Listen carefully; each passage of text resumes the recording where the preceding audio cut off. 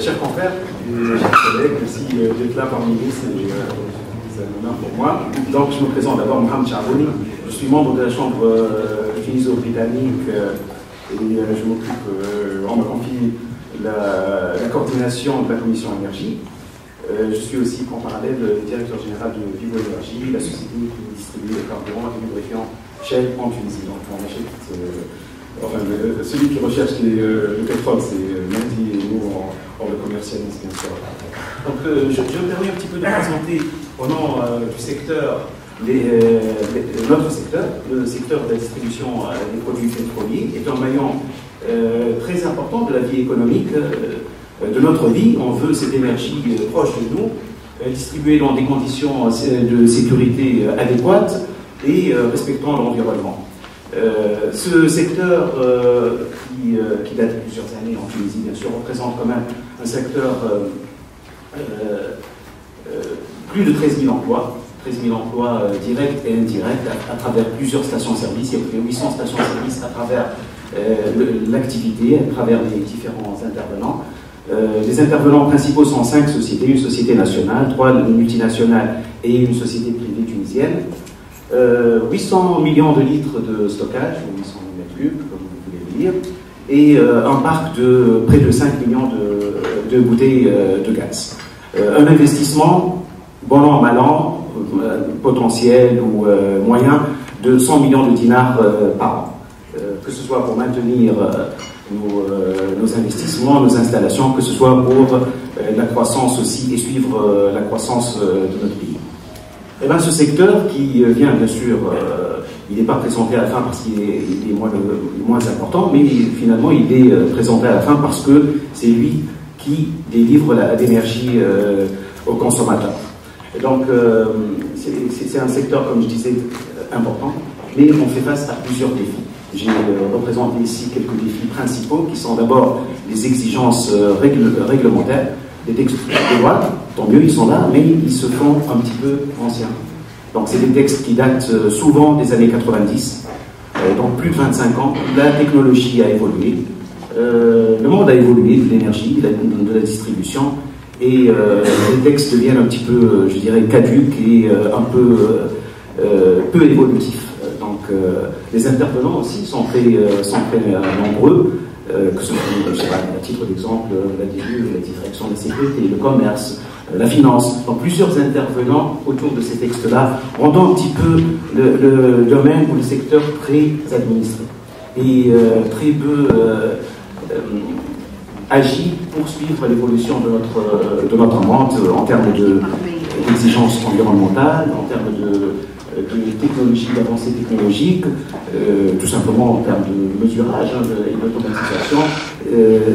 Les textes de loi ne permettent pas facilement de suivre ces nouvelles technologies.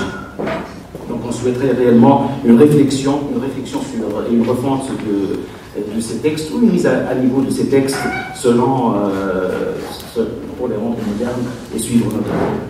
Deuxième défi, le marché informel. C'est Mendy, on a parlé, a introduit le sujet, le marché informel. Qui dit marché informel dit contrebande de, pas de carburant uniquement, tous les produits. En commençant par les carburants, qui étaient jadis limités aux zones frontalières représentant 10% de la consommation nationale. Maintenant, il est partout, il est aussi dans les agglomérations, les grandes agglomérations, et atteignant souvent des parts de 30% de la consommation nationale. Donc un fléau très important et qu'il faudrait maîtriser rapidement, et c'est un fléau bien sûr au détriment de la sécurité, puisqu'on observe de plus en plus des accidents, des incendies et tout ce qui en découle, au détriment de l'environnement aussi, mais aussi au détriment des emplois structurés et bien établis, et des investissements qui permettent de contribuer et de consolider l'économie nationale. Mais ça touche aussi le GPL, je ne vais pas trop en parler, donc c'est l'utilisation dangereuse des bouteilles de gaz dans les taxis, en tant que carburant au niveau des taxis. Ça touche aussi le lubrifiant, qui est un produit libre, j'en conviens, mais souvent des indépendants, des importateurs indépendants, ne sont pas soumis aux mêmes conditions, aux mêmes contraintes que les sociétés structurées et qui ont des installations, des usines en place pour fabriquer des lubrifiants et qui ont, entre autres, par exemple, les obligations de reprise d'huile régénérée et des normes de qualité assez hautes qui ne sont pas appliquées de la même manière pour les importateurs indépendants, ce qui rend un petit peu la concurrence, je dirais, un petit peu biaisée. Donc la rentabilité, bon, c'est un peu trop dire de nommer ça rentabilité. Notre domaine est géré par une structure de prix qui, dont les éléments sont souvent figés, n'évoluons pas avec les coûts, et la base de nos coûts évolue rapidement puisque c'est à la base des coûts de maintenance de nos investissements, des coûts liés au stockage, au transport, aux négociations sectorielles qui évoluent et à la parité dinar-dollar aussi.